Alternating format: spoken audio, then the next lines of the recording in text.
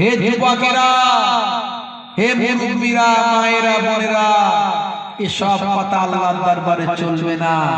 বালেগ বালেগা মাত্রই নামাজ আল্লাহ ফরজ করেছেন। 82 বার আমার আল্লাহ নামাজের কথা কোরআনে বলেছে। নামাজ যে বান্দা ছেড়ে দিল 82 বার আল্লাহর হুকুমকে অমান্য করলো।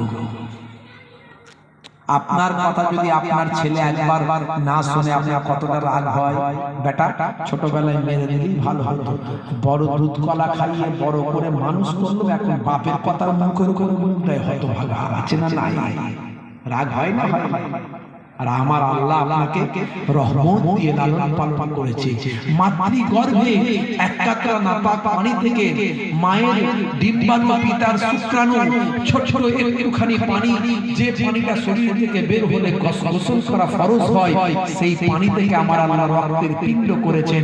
সুম্মা কানা আলাকাতান ফাখালাকা ফাসাওয়া, সেখান থেকে জমাট বাঁধা রক্তে পরিণত করে সেটা আবার নির্দিষ্ট টাইমে গোস্তের পিণ্ডতে পরিণত করে সেই গোস্তের পিণ্ড থেকে আমার আল্লাহ একটা নির্দিষ্ট সময়ে পঞ্চ ইন্দ্রিয় নাসিকা কর্ণ জিহ্বা ত্বক দিয়ে একটা সুন্দর দেহ তৈরি করে ফেরেশতাকে বললেন, হে ফেরেশতা চলে যাও মাতৃ গর্ভে গিয়ে ওই দেহ থেকে রূহটা ঢুকিয়ে দিয়ে আসো।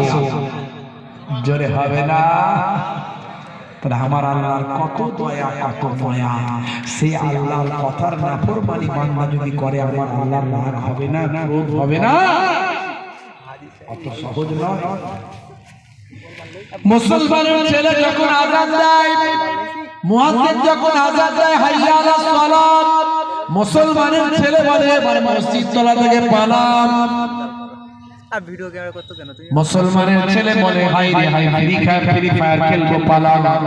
মুয়াজ্জিন যায়, মুয়াজ্জিন যখন দেয় হাইয়া আলাস সালাত, মুসলমানের ছেলে বলে মুয়াজ্জিনের বড় জ্বালা, তাই তাড়াতাড়ি মসজিদ তলা থেকে পালাম, না হলে ডাকবে এই কেন নামাজ পড়বি, আয় কোথা যাচ্ছিস ভাগ, তাড়াতাড়ি নামাজে আয়। তাই তাড়াতাড়ি ফ্রি ফায়ার খেলতে পালাম, তাড়াতাড়ি পাবজি খেলতে পালায়।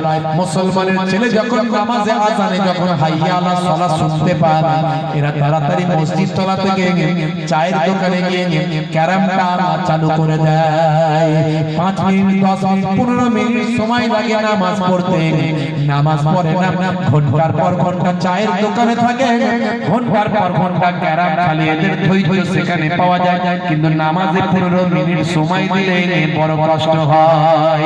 এই জন্য রাসূলের হাদিস থেকে প্রমাণ পাওয়া যায়, বান্দাকে যখন নিয়ে গিয়ে মসজিদে ছেড়ে দেবে, যদি সেই ইমানদার হয় তাহলে মাছকে যেমন পানিতে ছাড়লে স্বস্তি হবে ভাই, আর যদি সে 2 নম্বরই জানি পিস হয়, মাছকে আড়াই তুললে যে অবস্থা হয়, বেঈমানদের মসজিদে গেলে সে অবস্থা হয়।